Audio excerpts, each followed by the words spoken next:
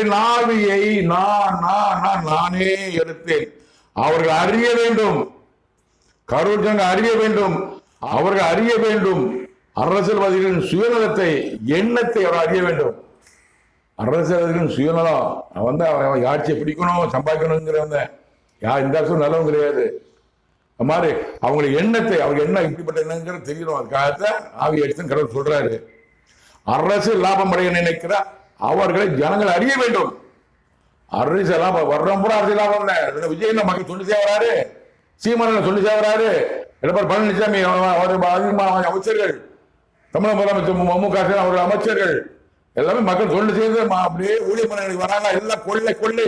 அரசியல்வாதிகள் அனைவரும் கொள்ளடிக்கத்தான் வராங்க, சம்பாதிக்கத்தான் வராங்க. தெரிந்து கொள்ளுங்கள், ஜனங்களை தெரிந்து கொள்ளுங்கள், பின்னாடி போகாதீங்க.